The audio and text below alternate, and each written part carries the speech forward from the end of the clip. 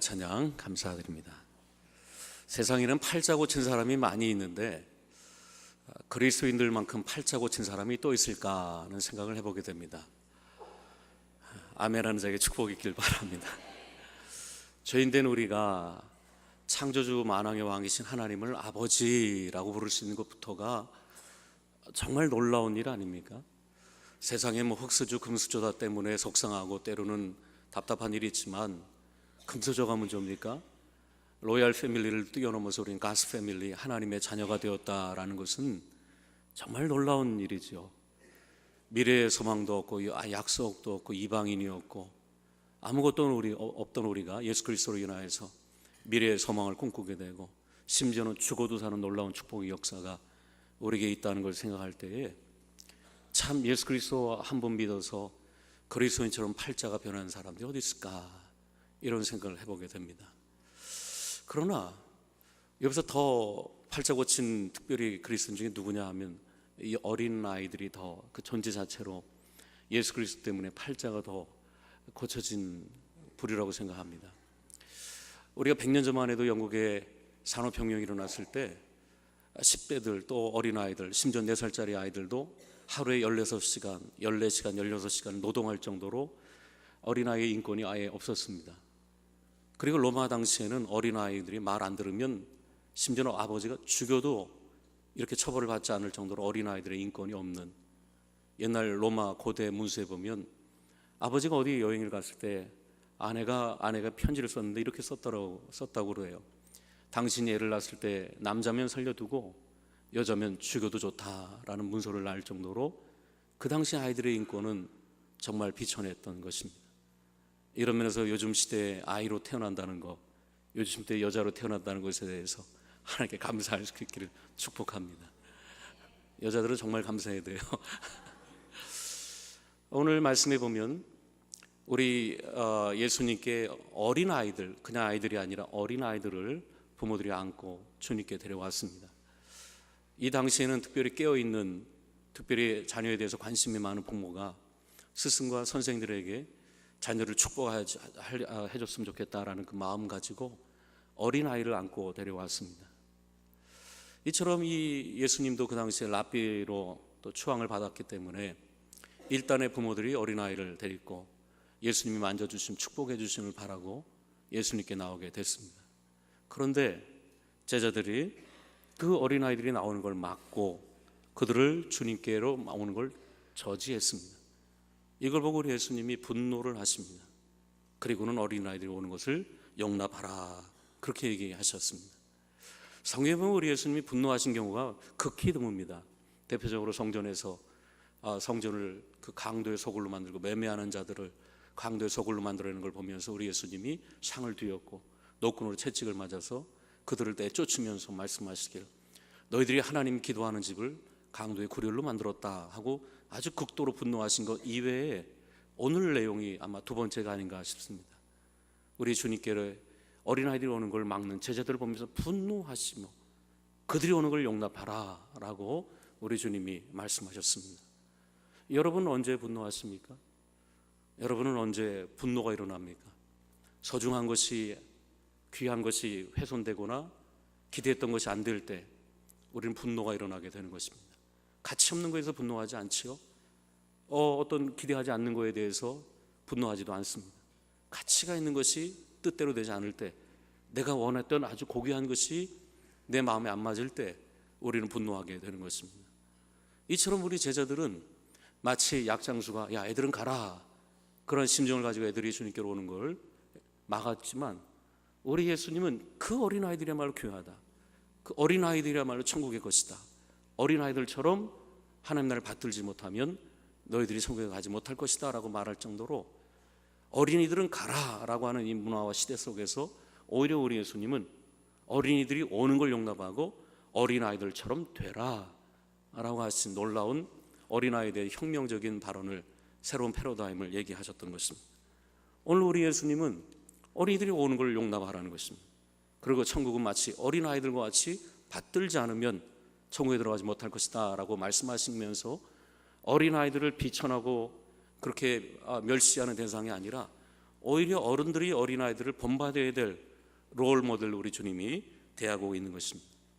물론 이 말씀이 어린아이들의 품성, 단순하거나 어떤 깨끗한 어떤 마음이나 인격 이런 걸 닮으라라는 것은 아닐 것입니다. 그렇다면 우리 예수님이 어린아이처럼 어린이들을 받들어야 될 것이다, 어린아이와 같은 자들이 천국에 들어가게 될 것이다 라고 하신 것은, 그럼 어린아이들의 무엇을 보고 우리 주님은 어린아이들을 어른들의 롤 모델로 삼고 계시는 것입니까? 오늘 본문 이외의 다른 복음서에 보면, 마태복음 18장에 보면 이런 내용이 나옵니다. 예수께서 한 어린아이를 불러 그들 가운데 세우시고 이르시되 진실로 너희에게 이르노니 너희가 돌이켜 어린아이와 같이 되지 아니하면 결단코 천국에 들어가지 못하리라. 마태복음 18장에 얘기했습니다. 너희가 어른들이 돌이켜 어린아이와 같이 되어야만 천국에 들어갈 수 있다라는 것입니다. 우리가 성경을 읽을 때 한 그 구절만 읽으면 안 됩니다. 많은 이단이 된 이유는 구절만 보기 때문에 그래요. 이 구절이 왜 나왔는가? 앞뒤를 보고 문맥을 보고 상황을 보고 컨텍스트를 봐야지, 그냥 그 하나만 따오니까는 이상한 해석을 하게 되는데, 성경 읽을 때도 마찬가지. 아주 성경을 이상하게 해석하는 사람의 특징은 뭐냐? 그 구절만 봐요. 그 앞뒤에 뭐가 나오는가를 보지 않고 그 구절만 떼보다 보니까는 이상한 해석, 엉뚱한 해석, 이단들이 많이 나오게 되는 거죠.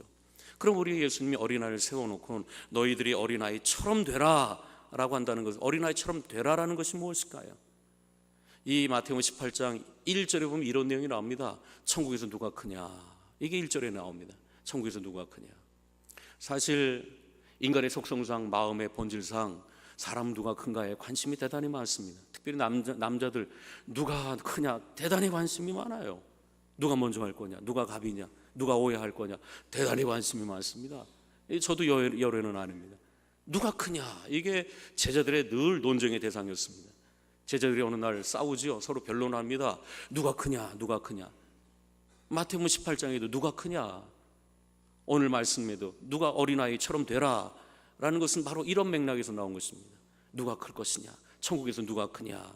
그랬을 때 우리 주님이 어린아이를 오게 하고, 이 어린아이처럼 되라 라고 하신 어린아이처럼 되라, 이 어린아이처럼 돼야 천국의 큰 자가 될 것이다 라고 하신 그 다음의 내용은 이것입니다. 누구든지 어린아이와 같이 자기를 낮추는 사람이 천국에서 큰 자다는 것입니다. 누가 천국에서 큰 자라고요? 어린아이처럼 자기를 낮추는 그가 천국에서 큰 자다라는 것입니다.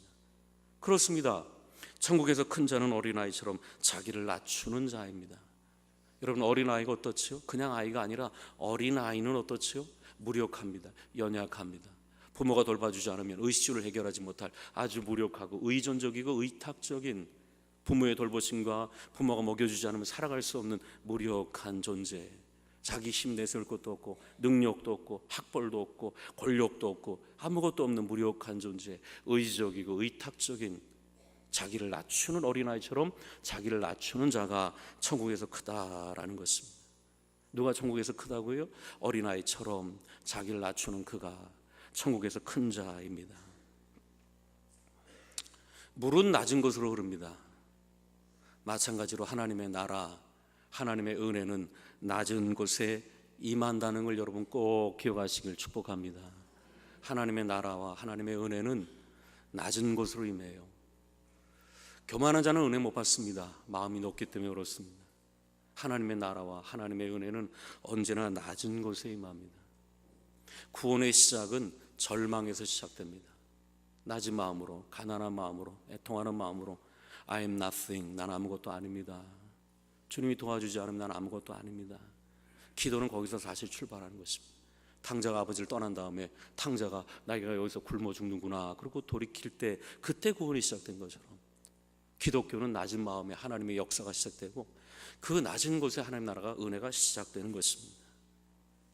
난 여러분 마음속에 낮은 마음이 늘 있어서 그 속에 하나님의 나라가 임할 수 있기를 축복합니다. 누가복음 18장에 보면 바리새인과 세리가 두 사람이 성전에 올라가서 기도하는 내용이 나옵니다. 바리새인의 특징이 뭐냐면 언제나 따로 서기를 좋아합니다. 성전에 올라가서 따로 서서 기도해요. 언제나 교만한 자의 특징이 그거예요. 따로 서려고 해요. 같이 가는 걸 못 견뎌 합니다. 대다수가 순응하는 걸 못 견뎌요. 따로 서려고 해요. 따로 구별되려고 해요. 대단히 교만하고 자아 중심적인 사람의 특징입니다. 이게 세상적으로는 혁신을 말할 수 있겠지만 교회에서 신앙에서 따로 살려고 하는 이 교만한 마음은 대단히 위험한 마음입니다. 늘 따로 살려고 하는 마음, 특별하려고 하는 마음, 대단히 위험한 일입니다. 이 바리새인이 따로 서서 기도하지요. 그러면서 그는 이렇게 얘기합니다. 주님, 저는 이 세리와 같지 않습니다. 저는 다른 죄인과 같지 않습니다. 저는 토색, 불이, 간음하는 자와 같지 않습니다. 저는 일주일에 2번 금식합니다. 저는 소득의 11조를 드립니다. 자랑하는 건지 기도하는 건지 모르겠어요. 기도를 자랑하듯 해요. 이처럼 아주 높은 마음으로 기도하지요. 그러나 이와 반대로 옆에서 세리는 감히 얼굴을 들지도 못해요. 그리고는 가슴을 치면서 기도도 짧게 하지요. 주님, 난 죄인입니다. 불쌍히 여겨주십시오. 그래서 우리 예수님이 이 비유를 얘기하시고 이렇게 얘기하시죠. 이 세리가 저 바리새인보다 더 의롭다. 우리가 볼 때는 바리새인이 객관적으로 인간적으로 더 우월하고 경건한 삶을 살았는데 우리 주님이 볼 때는 이 바리새인보다 이 세리가 더 의롭다라고 하시면서 이렇게 얘기하시죠. 무릇 자기를 높이는 자는 낮아지고 자기를 낮추는 자는 높아지리라 라고 얘기하십니다. 이게 하나님 나라의 원리예요. 자기를 높이는 자는 낮아지게 될 것이고 선줄로 생각하는 자는 넘어지게 될 것이고 나는 아무것도 아닙니다 라고 낮추는 그 속에 하나님의 나라가 임하게 되는 것입니다. 특별히 여러분 중에 잘 산다고 생각하는 사람들, 이 정도면 됐지라고 생각하는 사람들, 좀 다른 사람들도 경건하려고 하는 사람들, 다른 사람들도 좀 객관적으로 의롭다고 하는 사람들이 조심할 건 바로 이 마음입니다. 높아지는 마음들. 이 마음이 늘 공격을 해요. 넌 왜 그따위냐? 너 왜 그렇게 뭐밖에 못 믿냐? 너 왜 그리스도인이냐? 이게 대단히 인간적으로 보면 잘 산다고 하는 사람들이 빠지는 더 큰 죄악이에요. 이게 바리새인들의 죄악이고 좀 잘 산다고 좀 의롭다고 하는 사람들, 좀 경건의 모양을 갖춘 사람들이 더 큰 죄악에 빠지는 이유가 높아진 마음으로 다 밑을 내려다보고 심지어 목사까지도 내려다보면서 정죄하는 마음은 아예 죄인이 더 날 수도 있어요. 어떤 면에서는 이게 좀 위험한 말이긴 하지만 말이에요. 하나님의 나라는 높은 곳에 임하지 않습니다. 예수님이 자기를 비우신 그 속에 성육신이 임한 것처럼 마리아가 자기를 비운 그 빈 마음 속에 우리 주님이 강탄하신 것처럼 하나님 나라는 예나 지금 낮은 곳에 임해요. 주님 제 탓입니다. 제가 부족해서 그렇습니다. 제가 연약해서 그렇습니다. 자기를 낮추는 그곳에 하나님의 나라는 그곳에 임하게 되는 것입니다. 여러분의 가정이 하나님 나라가 임하길 원하십니까? 낮아지면 돼요. 잘났다고 하는 부부들이 대단히 그 가정이 어려울 확률이 많습니다. 높아지기 때문에 그래. 다 네 탓이야. 네가 똑바로 하면 돼. 아내가 남편을 네만 똑바로 하면 돼. 그럼 맨날 애들 쥐잡듯 하고 높아진 마음은 지옥이에요. 지옥. 예수 믿어도 지옥일 겁니다. 그러나 아내가 남편을 보고 여보, 낮아진 마음으로 남편을 존중히 여기고 남편은 아내를 또 존중히 여기고 자녀는 부모를 존중히 여기고 부모는 자녀를 또 존중히 낮아진 마음으로 한다면 거기는 하나님 나라가 임하게 되는 것이죠. Understand, 언더에 밑으로 내려 있는 그 자리에 하나님 나라는 그 속에 임하게 되는 것입니다. 난 이런 은혜가 이번 5월달 여러분 가정에도 임할 수 있기를 축복합니다. 오늘 부모들이 자녀들을 주님께 데리고 옵니다. 만져주시길 위해서 데리고 와요. 기도해 주시길 위해서 데리고 옵니다. 오늘 이 자리에 나온 사랑하는 부모님들이요, 우리가 부모로서 때로는 자녀들에 대해서 미안한 마음, 아쉬운 마음들, 또 해주지 못한 그러한 안타까운 마음들이 많습니다. 보다 좀 더 좋은 교육, 보다 좀 더 좋은 환경, 보다 좀 더 좋은 의식주를 제공하지 못한 것에 대해서 부모들은 자녀에 대한 아쉬움이 많습니다. 그럴 수 있어요. 좀 부족할 수 있습니다. 남들처럼 보란 듯한 어떤 환경을 제공해 주지 못할 수도 있어요. 괜찮아요. 그건 좀 못해도 괜찮고 실패해도 괜찮아요. 그러나 저는 이 자리에 나온 여러분 모든 부모들에게 하나 간곡하게 부탁드리는 것, 강력하게 도전드리고 강력하게 권면하는 건 있습니다. 여러분의 모든 부모들이요, 여러분의 자녀를 주님께로 데리고 나오는데 결코 한 명도 실패하는 영혼이 없기를 간절히 축복합니다. 다 실패해도 괜찮아요. 다른 건 다 실패해도 괜찮아요. 다 부족해도 괜찮아요. 그러나 반드시 성공해야 될 거 하나, 여러분의 자녀들이 주님께로 나오는 데 있어서만큼은 반드시 성공할 수 있는 여러분 될 수 있기를 축복합니다. 그 어떤 대가를 지불해서라도, 그 어떤 걸 지불해서라도 반드시 성공해야 될 것은 우리의 자녀들이 주님께로 나오게 하는 데 있어서만큼은 결코 실패해서는 안 돼요. 다른 거 실패해도 괜찮아요. 오케이 7, 80년은 끝나니까. 그러나 자녀들이 주님께로 나오지 못한다면 그 영혼이 없는 거예요. 영혼이 없는 거예요. 영혼이 영생이 없는 거예요. 아무것도 없는 거예요. 아니요, 이 자리에 나온 여러분 모두가 정말 자녀들만큼은 주님께로 나른다 반드시 성공할 수 있기를 축복합니다. 제 목회에 있어서 크게 세 가지 방향이 있습니다. 첫째는 실버 세대를 어떻게 할 것인가, 그리고 가정을 어떻게 세울 것인가. 이것 때문에 우리는 실버 대학을 하고 있고 마더 와이즈를 하고 있습니다. 또 하나, 믿음의 다음 세대를 어떻게 할 것인가.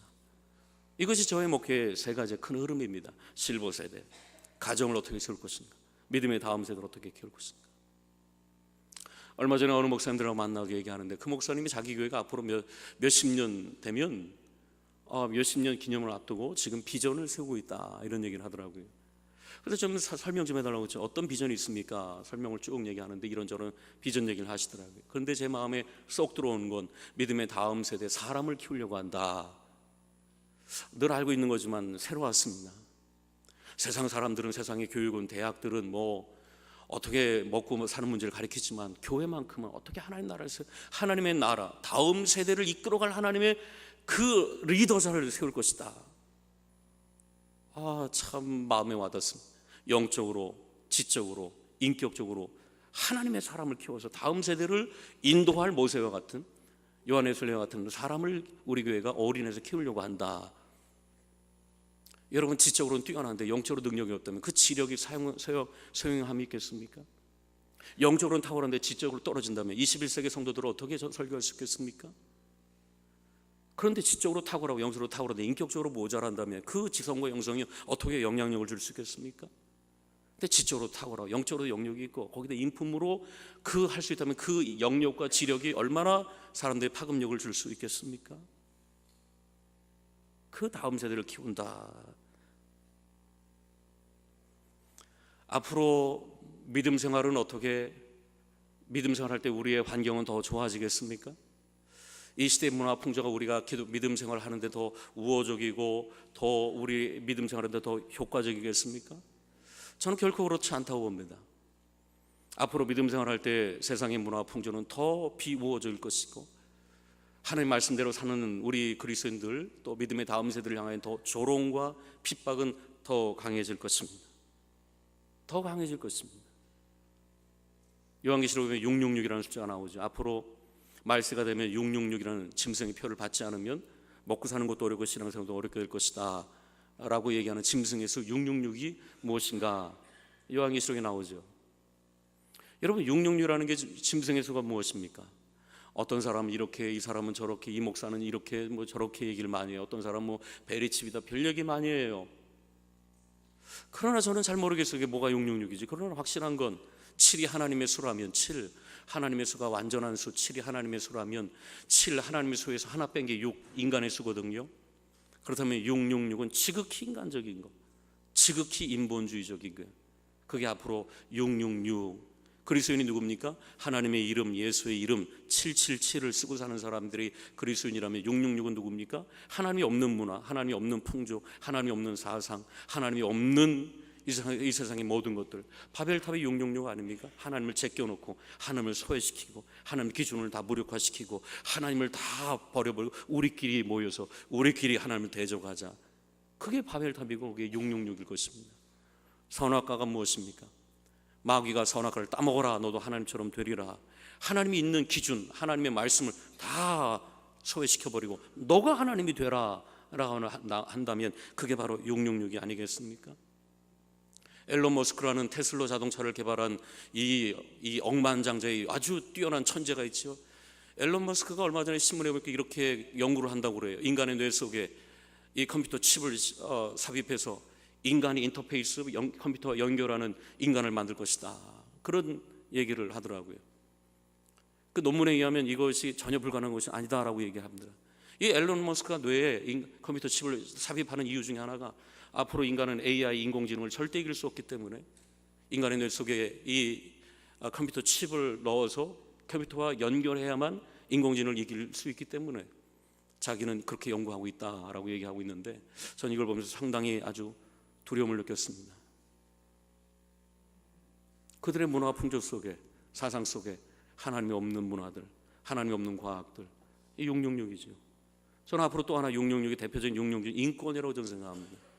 인권이라는 이름으로 하나님의 법을 무자비하게 다 소멸시켜버리고 하나님의 법을 무자비하게 다 무력화시키는 게 인권이라고 생각합니다. 여러분, 마귀는 언제나 광명의 천사로 온다는 걸 기억하십시오. 마귀는 언제나 광명의 천사로 옵니다. 누구도 반대하지 못할 천사로 오는 게 문제예요. 딱 보면 아이 마귀 하면 좋겠는데 언제나 마귀는 언제나 선악과는 달콤해요. 여러분, 인권이 얼마나 좋습니까? 여러분, 인권이 얼마나 좋아요? 근데 그 인권 때문에 하나님의 법을 무자비하게 무너뜨려. 동성애, 인권이라는 걸 우리가 동성애에 접근해야죠. 그들을 존중해야죠. 그러나 동성애 때문에 하나님의 법을 무자비하게 무너뜨리지 않습니까? 이게 하나님의 법입니다 라고 얘기하면 인권이라는 분은 왜 이렇게 편협한가라고 하나님의 법을 무너뜨리죠. 심지어는 하나님이 지옥을 만들었다면 그런 하나님은 안 믿는 게 낫다라고 인권적인 이름으로 지옥까지도 하나님을 독재자로 몰아가는 인권이라는 건 대단히 기독교인들에겐 앞으로의 선악과 중에 하나라고 생각을 합니다. 앞으로 이런 면에서 기독교는 더 영적인 가뭄의 시대를 살아가게 될 것입니다. 지금 어른부터 어린아이에 이르기까지 스마트폰에 완전히 점령당해갖고 뇌가 쪼드라들고 있죠. 그한테 말씀이 들어갈까? 이런 영적인 흉년의 시대에, 이런 영적인 흉년의 시대에 정말 요셉과 같은 아이들이, 요셉과 같은 믿음의 하나님의 사람들이 나와서 그 영적인 기갈의 시대에, 그 영적인 목마름의 아이들에게, 영적인 배고픔의 아이들에게 하나님의 떡을 줄 수 있는 믿음의 사람들을 키울 수 있다면 얼마나 우리 믿음의 기성세들이 보람이 있을 수 있겠습니까? 우리 베들교회 여러분들이 이 일을 위해서 기도할 수 있는 여러분들 될 수 있기를 축복합니다. 앞으로 우리나라는 인구 절벽이 오게 될 것입니다. 인구 절벽이 뭡니까? 이렇게 가다가 뚝 떨어지는 게 인구 절벽이죠. 저 때만 해도, 제가 어렸을 때만 해도 한 반에 50명, 60명 모였잖아요. 50명, 60명. 1년 지나도 이름 모르는 애들도 있고 얘기 안 해본 친구들도 있잖아요. 그때 오전반도 오후반도 있어요. 오전반에 50명, 60명, 또 오후반에 50명, 60명. 그러니까 한 반에 120명 모였어요. 근데 지금은 어떠죠? 20명, 10명대로 떨어지는 데도 있고, 한 반이 5명, 6개 반 되는 데도 있고. 그러니까 갑자기 인구가 5천명에서 5천만에서 4천만, 3천만, 2천만. 앞으로 100년 지나면, 이 시대로 이렇게 지나면 100년이면 한국이 멸종된다고 그러죠.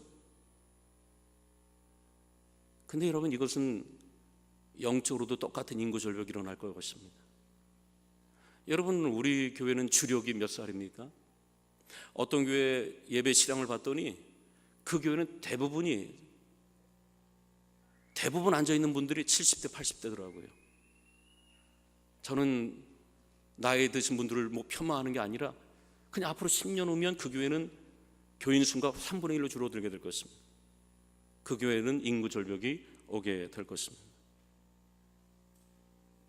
어느 시골에, 제가 어느 교회 가서, 시골이 아니에요, 서울의 어떤 변두리 교회 가서 어떤 장로님하고 얘기하는데, 그 장로님이 70 가까이 됐거든요. 근데 그 장로님이 이렇게 자기를 소개하더라고요. 목사님, 저는 청장년 회장입니다. 40대 청장년 회장이 돼갖고 70대가 다 될 때까지 밑에가 안 들어와서 아직도 70대 다 되는 분이 청장년 회장입니다 라고 얘기하더라고요. 앞으로 우리 교회는 창립 50주년이 될 것입니다. 앞으로 몇 년만 있으면 우리 교회는 창립 50주년이 될 것입니다. 우리 교회도 이제 전통을 얘기하는 교회가 됐습니다. 이제 우리 교회는 젊은이 교회가 아닙니다. 전통 있는 교회, 50년이면 반세기 전통이 있지 않습니까? 그럼 전통 있는 교회가 좋은 교회입니까? 전통은 좋으신 것입니까? 좋을 수도 있지만 전통이 우리 교회를 힘들게 할 수도 있다는 걸 여러분 아셔야 됩니다. 세상의 기업들이, 전통 있는 기업들이 살아남은 기업이 별로 없거든요. 코닥 필름, 그 유명한 전통 있는 그 코닥 필름이 디지털 카메라 한 번에 3,000장, 4,000장을 찍어대는 디지털 카메라가 나오자마자 코닥은 소멸했지요. 노키아 핀란드의 노키아 유럽의 핸드폰 시장 40% 이상, 50%까지 육박했지만 스마트폰이 나오자마자 노키아는 그대로 소멸했습니다. 얼마 전 신문에 보니까 벚꽃이 피는 순서대로 대학은 사라지게 될 것이다. 서울로부터 멀리 있는 지방 대학일수록 벚꽃이 피는 순서대로 대학은 소멸되게 될 것이다. 앞으로 교회는 부흥할까요? 우리 교회가 60년, 70년, 80년 전통이 있을수록 우리 교회는 부흥될까요? 어떻게 생각하십니까? 우리 교회 앞으로 10년 후에, 20년 후에도 전통이 늘어갈수록 우리 베들교회는 부흥하게 될까요? 보통 기독교는 4M으로 얘기합니다. 4M. 맨 처음엔 미션입니다. 미션. 너희는 가라, 온 족속으로 제자를 삼으라, 아버지와 아들과 성령 이름으로 세례를 주라. 나가서 전도하는데 미친 교회. 이게 처음에 교회의 특징이죠. 미션. 복음 전하고, 모이면 기도하고, 흩어지면 전도하고, 오직 전도하고, 모이면 전도하고, 흩어지면 기도하고 전도하고. 이게 처음에 초대교회의 모습이고, 이게 처음 출발하는 교회의 대부분의 특징이에요. 그 다음에 성도들이 모이죠. 그 다음에 하는 게 미니스트리이죠. 미니스터. 영국에서 미니스터 장관이죠. 목사를 미니스터라고 그래요. 사역한다, 목양한다, 미니스터, 미니스트리. 그 다음에 목양을 하는 거죠. 온 성도를 교육하고 그를 제자시키고 양육을 하고, 그게 미니스트리예요. 두 번째 M입니다. 그런데 이제 시간이 지나요. 그 다음에 성도들이 교회에 왔다가 이제 떠나기 시작합니다. 시험 들어서 떠나고, 권태가 와서 떠나고, 은혜가 없어서 떠나요. 그때 교회가 하는 게 뭐냐? 메인티넌스, 유지하려고 몸부림치죠. 그래서 신방을 가요. 왜 떠나십니까? 떠나지 마세요. 그리고 회유하고 협박까지 해요. 심지어 이렇게 협박하는 교회도 있다고 그래요. 다른 교회로 가는 것은 영적으로 가늠하는 것입니다. 나 참 어이가 없어갖고, 이게 무슨 다른 교회로 가는 게 영적인 가늠이에요. 그게 도대체 어디 복음에 나와 그게? 그렇게 막 애걸하고 협박까지 해요. 목사의 마음을 아프게 하고 다른 교회 가는 것은 벌받는 일입니다. 누가 그래? 약간 비슷한 내용은 있긴 하지만 그 사람도 살겠다고 말씀 들리는 대로 하겠다는데 그렇게 막 유지하려고 몸부림을 쳐요. 복음적으로 했던 교회가 그 다음에 신방을 하고 그 다음에 유지하려고 애를 써요. 못 가게 바짓거리는 잡지요. 그런 교회는 거의 이제 망하기 일보 직전의 교회예요. 성도가 기대감으로 오지 않고 유지하려고 그냥 연명하는 교회겠죠. 사대교회 같은 이름만 있고 죽은 교회, 라오디게처럼 뜨겁지도 차갑지도 않는 성도들만 잔뜩 있어서 아무것도 안 하려고 그냥 유지만 하는 거예요. 연명하는 교회, 메인티너스, 유지하는 교회죠. 결국 그러다가 이런 교회는 어떻게 됩니까? 뮤지엄, 박물관이 되는 교회. 박물관이 되는 교회의 특징이 뭐죠? 새 가족이 없어요. 마치 시골의 어린아이의 울음소리가 들은 지 오래된 것처럼 새 가족 등록이 없는 교회, 이게 바로 뮤지엄 교회입니다. 저는 3년 전에 유럽에 갔다가 놀란 게 그 어마어마한 교회들, 그 어마어마한 교회들이 20-30명이 모여서 예배드려요. 20-30명의 노인들이 모여서 예배드립니다. 근데 재밌는 거, 그 예배드리는 걸 관광객들이 사진을 찍고 구경을 해요. 20-30명이 미사드리고 예배드리는데 그 예배드리는 것을 관광객들이 와서는 관광객이 더 많아요. 그리고 뒤에서 포토런 딱 쳐놓고는 뒤에서 사진 찍고 있어요. 그 예배를. 뮤지엄, 박물관, 예배를 드리는 그 모습이 기이해 보이는 듯한 박물관의 모습이 그 유럽의 모습이고, 지금 한국의 모습으로 되고 있죠. 처음에 부흥하는 교회, 그 다음에 양육하다가 나중에 유지하다가 나중에는 아무도 안 들어와요. 그러니까 박물관이 되는, 노인만 있다가 소멸되는 교회, 이게 유럽의 교회고 이게 한국에서 일어나고 있는 거 아니겠습니까? 시간의 흐름에 따라서 성령의 역사도 사라지고 말씀의 능력도 사라지고 복음의 열정도 사라지는, 결국 예축으로 사라지게 되는 박물관 같은 교회가 된다는 것입니다. 우리 교회는 앞으로 20년 후에 어떻게 될까요? 앞으로 30년 후에는 어떻게 될까요? 우리 교회가. 저는 목사로서 마틴 로이드 존스 목사님의 책을 아마 제일 많이 봤을 겁니다. 뭐 있는 건 다 봤습니까? 불타는 논리라는 그 명분으로 유럽의 교회를 깨웠던 믿음의 거인과 같은 마틴 로이드 존스 목사님. 제가 영국에 방문했을 때 제일 가보고 싶었던 것은 버밍엄 그 궁전 옆에 있는 웨스트민스터 이 교회, 이 마틴 로이드 존스 목사님이 설교했던 그 교회 가서 그 설교단을 보고 싶었어요. 그 설교단에서 그때의 그 영국을 깨웠던 그 불타는 목사의 그 강대상을 보고 싶었어요. 그 하나님의 역사가 나타났던 그 웨스트민스터 교회의 그 영광을 보고 싶었습니다. 주일날 갔지요. 기대를 갖고 갔습니다. 그 교회가 1층, 2층, 3층인데 2, 3층은 텅 비고 단 한 번 딱 예배를 드리는데 그것도 1층 다 채우지도 않는 초라한 교회를 보고 엄청 실망했습니다. 찬양을 30분 하는데 얼마나 지루하든지. 근데 그나마 위안됐던 건 30분 찬양하는 동안 제 바로 앞에 섰던 한 흑인 여자가 아들과 함께 찬양을 손을 흔들면서 얼공적으로 찬양을 하더라고요. 그러면서 그 찬양을 하지 않는 아들을 툭툭 쳐가면서까지 찬양을 같이 할 정도로 열심히 찬양하는 모습 보면서, 야, 그래도 찬양하는 사람들이 있구나, 아직도 살아있는 사람이 있구나, 위안을 얻었는데, 이 위안은 설교 시간이 되자마자 깨졌습니다. 이 여자가 설교 시작되자마자 가방에서 뭘 꺼내더니 열심히 손톱을 다듬기 시작합니다. 끌 같은 거 있죠? 끌 같은 걸로 손톱을 엄청 다듬어요. 시작부터 마지막까지. 그리고 자기 손톱 다 다듬은 다음에 그 끌을 아들한테 줘요. 너도 하라고. 그 다음에 또 아들이 엄청 대패질을 하기 시작하는데, 나중에는 엄마가 이 아들 하는 거 보면 마음이 안 드니까 손을 딱 자기 쪽에 오더니 자기가 그걸 손을 다듬어줘요. 다 다듬었을 때 예배가 끝났습니다. 난 설교 듣지 못했고 그 대패질 보다가 끝났어요. 전 그걸 보면서 영국 유럽 교회가 망하는 이유를 전체를 얘기할 수는 없겠지만 너무나 아쉬웠어요. 감정만 있지 들으려고 하지 않아요. 믿음은 들으면서 나누려고 하는데 갈수록 사람들이 어떻죠? 낮은 마음이 아니면 안 들으려고 그래요. 안 들으려고. 말하려고 하지 들으려고 하지 않아요. 내 생각과 이념이 안 맞으면 안 들으려고 그래요. 흥분은 있고 감정은 있지만 들으려고 하지 않아요. 왜 말씀으로 그의 마음을 다듬으려고 하지 않을까? 왜 말씀으로 자녀의 마음을 다듬으려고 하지 않을까? 왜 하나님의 말씀으로 자녀들을 교훈과 책망과 바르게 함과 의로 교육하려고 그 마음을 다듬으려고 하지 않을까? 감정은 있고 자기 열정은 있지만 들으려고 하지 않고, 육신을 다듬으려고 하는 모습은 있지만 마음을 말씀으로 다듬으려고 하는 모습이 없는 모습 볼 때, 유럽의 교회가 믿음의 다음 세대를 키우는데 실패한 것은 바로 이것이 아닌가라는 생각을 해보게 됐습니다. 여러분, 한국교회는 소망이 있을까요? 우리 베들교회는 앞으로 10년, 20년, 30년이 지나도 여전히 복음으로 뜨거운 교회라고 될 수 있을까요? 마치 르신의 말처럼 길이 있다고도 말할 수 없고 없다고도 말할 수 없다. 원래 길은 없었지만 다니는 사람이 많아지면 길은 없다가도 생기는 것이고 있다가도 사라지는 것처럼 한국교회의 부흥이 일어날 수 있을까요? 베들교회가 앞으로 10년, 20년, 30년이 지나도 여전히 뜨거운 복음이 있고 여전히 뜨거운 제자훈련이 있는 그러한 교회가 될 수, 박물관이 안 되는 교회가 될 수 있을까요? 그럴 수도 있고 안 그럴 수도 있을 것입니다. 우리 기성세대들이, 부모들이 자녀들을 주님께 데려가는 것처럼 우리 믿음의 선배들이, 믿음의 우리 선진들이 우리의 믿음의 자녀들을 어떻게 주님께로 몰아갈 수 있을까? 여기에 성공할 수 있다면 우리 교회는 다음 세대가 여전히 복음의 풍년이 되는 우리 교회가 될 수 있기를, 여러분 기도하는 여러분 될 수 있기를 축복합니다.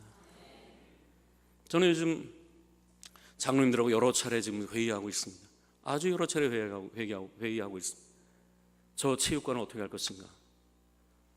작년에 제가 마음이 크게 찔림받은 것은 유치부실에 바닥에 열선이 끊어져서 바닥이 차갑다는 얘기를 듣고 얼마나 마음이 찔렸고 얼마나 마음이 안타까웠는지 모릅니다. 말로만 다음 세대 얘기했지, 실제적으로 우리 아이들이 주님께로 다가오는 데 있어서, 주님을 만나는 데 있어서 얼마나 우리가 그 아이들을 돌봤는가, 너무나 마음에 찔림이 왔습니다. 우리가 9시에 중고등부 아이들이 요 바로 밑에 소외의실에서 예배를 드리는데 선생님까지 100명이 넘어요. 근데 그 시루 같은 조그만 곳에서 아이들까지, 중고등부 아이들이 100명이 넘게 여기서 몇 터지게 예배를 드린단 말이죠. 그래서 복음의 다음 세대를 얘기해요. 그 숨막히는 공간에 애를 집어넣고는 믿음의 다음 세대 그러면서 우리가 오히려 그들에게 하여금 주님께로 오는데 그러한 장애를 내버려두고 무관심한 건 아니겠습니까? 우리는 어떻게 그들에게 투자할까? 어떻게 믿음의 다음 세대가 주님께로 오는 데서 더 문을 활짝 열 수 있을까?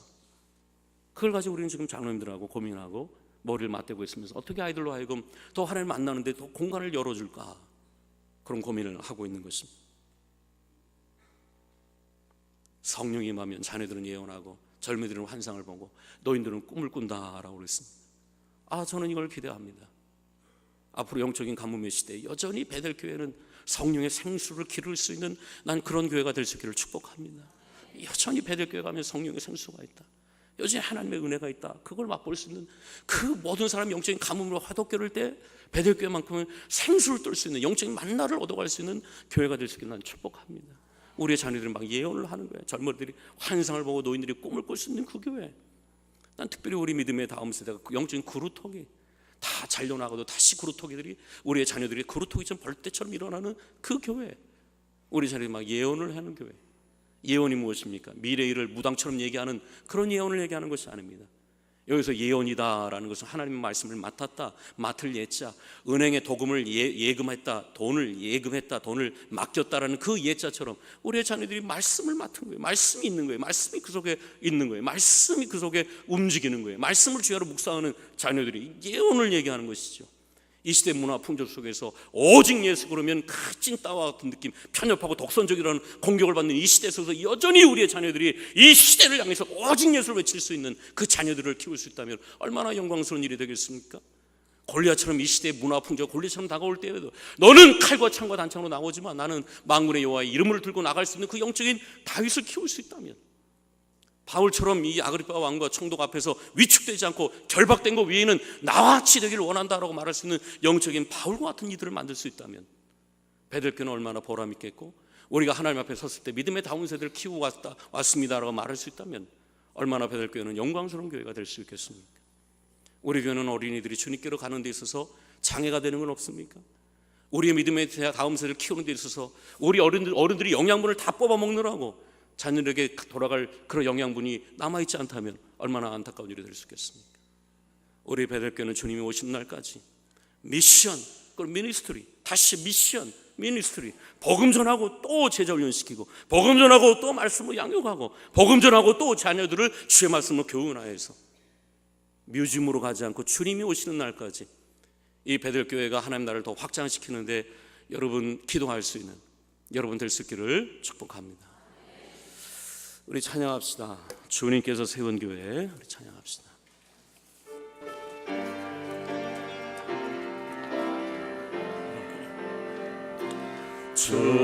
주님께서 세운 교회 날로 날로 붕괴도다. 여기 모인 주의 백성 모두 은혜 충만하도다. 주님께서 세운 교회 날로 날로 붕괴도다. 여기 모인 주의 백성 모두 은혜 충만하도다. 은혜가 충만한 교회, 말씀이 충만한 교회, 사랑이 충만한 교회, 성령이 충만한 교회, 주님께서 세운 교회 날로 날로 붕괴도다. 여기 모인 주의 백성 모두 은혜 충만하도다. 우리 이 시간 잠깐 기도합시다. 하나님의 나라는 어린아이처럼 자기를 낮추는 것에 임하는 것처럼 우리 교회에, 우리의 가정에, 우리의 심령에 낮은 마음 주셔서 그곳에 하나님 나라가 임하게 해달라고 기도합시다. 그리고 어린아이들이 주님께로 오는 데 있어서 부모들이 도와줘요. 기성세대가 도와줘야 되고, 우리의 시대가 믿음의 다음 세대를 키우는 베델재단, 우리의 가정, 우리의 삶이 되게 해달라고 우리 주여 삼창하고 동소리 노합시다. 주여 주여 주여. 사랑의 아버지 하나님 감사합니다. 오늘 이 시간도 주의 재단에 우리를 불러 모아주시고 오늘도 신령과 증거로 예배드리며 기도하여 주시니 감사를 드립니다. 아버지 하나님, 오늘도 우리 주님 어린아이들이 주님께로 오는 것을 막지 말라. 하나님의 나라의 자들의 것이 될 것이다. 하나님의 나라의 것이 받드는 자들만이 하나님 나라에 들어갈 것이다 라고 말씀하고 계십니다. 그렇습니다. 하나님의 나라는 어린아이와 같이 자기를 낮추는 이들이 하나님의 나라의 것이며 그 속에 하나님의 나라가 임하게 될 것입니다. 높아진 마음에 나라가 임하자 하나님의 은혜가 머물지 않습니다. 우리 낮은 곳을 여기 하나님의 은혜와 하나님의 나라는 나중에 임하게 될 것입니다. 우리의 심령들 속에 모두 주셔서 우리의 마음에 하나님의 나라가 임하게 하시고 우리의 가정에 우리의 부부와 우리의 은혜가 충만한 교회, 가정 속에 하나님의 나라가 임할 수 말씀이 있도록 그 충만한 낮은 속에 그 낮고 연약한 마음 속에 하나님의 은혜가 머물 수 있는 사랑이 충만한 우리 교회와 이 나라가 될 수 있도록 도와주시옵소서. 우리 어린이들을 우리 주님께로 인도하는 것처럼 우리의 부모들이, 우리의 믿음의 세대들이, 믿음의 다음 세대들을 주님께서 세운 우리가 더 관심을 갖게 하시고 또 기도하게 하시며 다른 것을 못해도 실패할지라도 이것만큼은 여기 모인 우리 믿음의 가정을 되게 하시고 우리 믿음의 교회가 될 수 있도록 주님 도와주시기를 원합니다. 이 시대는 이 시대의 문화 구조는 더 반역적이며 더 타락하게 될 것이고 영적으로도 어두운 시대가 되게 될 것입니다. 이런 문화 구조 속에서 우리의 자녀들이 어떻게 믿음을 유지할 수 있겠습니까? 이런 문화 구조 속에서 어떻게 하나님의 믿음의 다음 세대가 나타날 수 있겠습니까?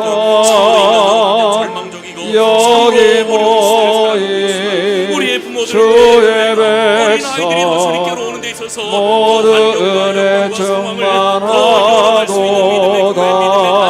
믿음의 기성세대들이 되어서 우리의 믿음의 주님께서 세운 주님의 은혜를 교회 전파해 나갈 수 있는 믿음의 자녀들 날로 우리보다 날로 본대도다.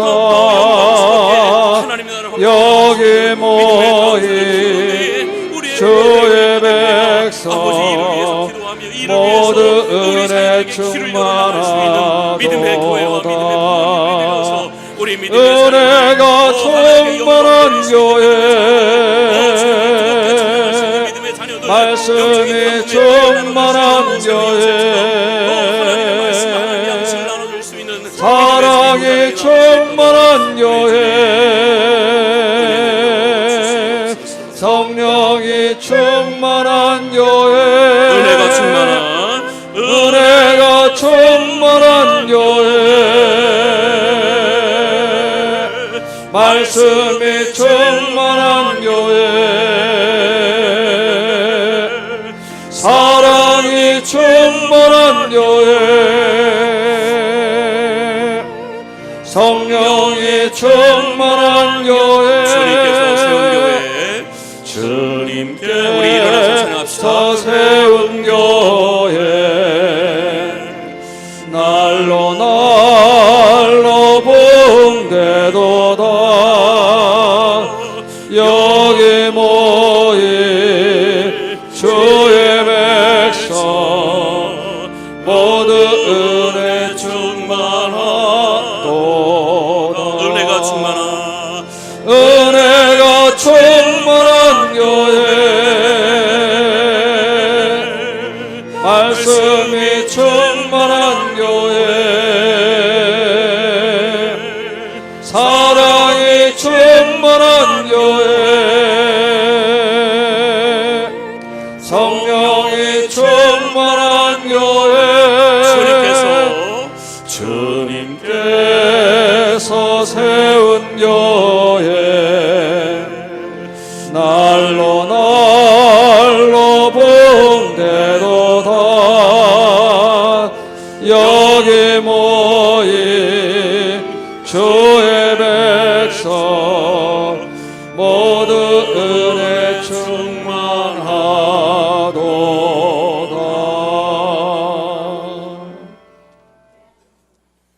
어린아이처럼 자기를 낮추는 곳에 하나님 나라가 임하는 것처럼 어린아이들이 주님께로 다가오는 데 장애를 만들지 않는 영적인 어른들이 되어야 되는 것처럼 우리 베델교회가 늘 주님의 나라가 임하는 재단, 또 하나님 나라를 더 길을 다음 세대를 위해 만들어가는 재단이 될 수 있도록 축복해 주시옵소서. 이제는 우리 주 예수 그리스도의 은혜와 하나님 아버지의 크신 사랑과 성령의 감화감동 역사 교통하심이 더욱더 하나님의 나라를 위해서 살길 원하는 우리 믿음의 성도들 머리 위에 이제부터 영원토록 함께 하시기를 간절히 축원하옵나이다. 아멘.